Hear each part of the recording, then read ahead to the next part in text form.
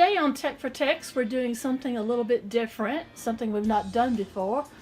We're doing a side-by-side review of the Cooler Master MasterMouse MM520 and the Cooler Master MasterMouse MM530.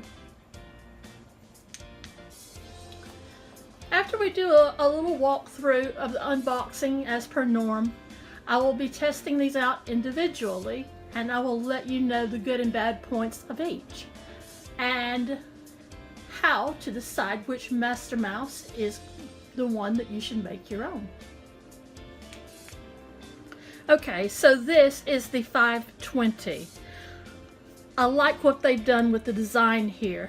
Notice that along the sides you have a curved bit that's ideal for resting a finger on for comfort.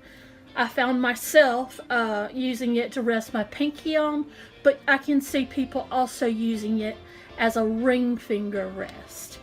For your claw grippers, this is a really good mouse in that when you go to use it, you can spread your hand out. It's also really good for people with small hands.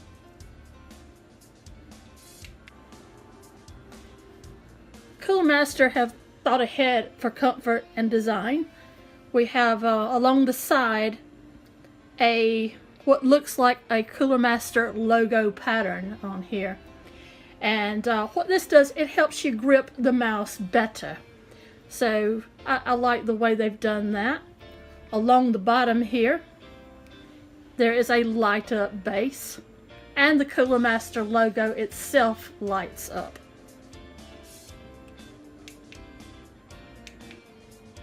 As you can see, Cooler Master have gone really clever. The end of the USB connection is in Cooler Master purple and gold for a little wow factor there. So that makes it really awesome.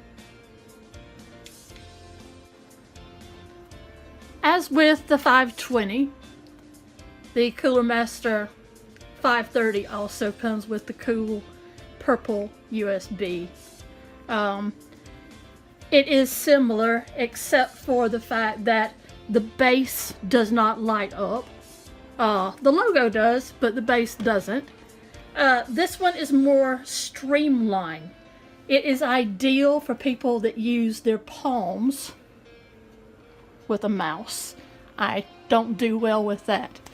I'm more of the claw gripping kind, but someone that does, it would be ideal for.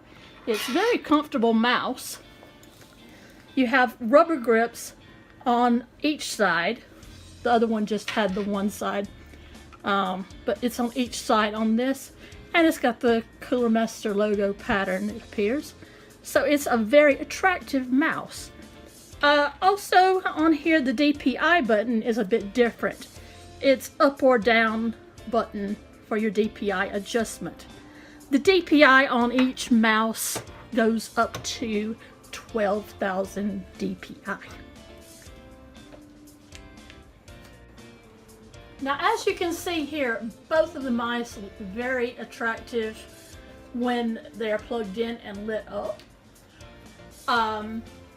You'll notice the base on the 520, it really looks cool, synced up with the other buttons flashing. It's a pity that there wasn't a base light up on the 530. I think that did it a little bit of injustice.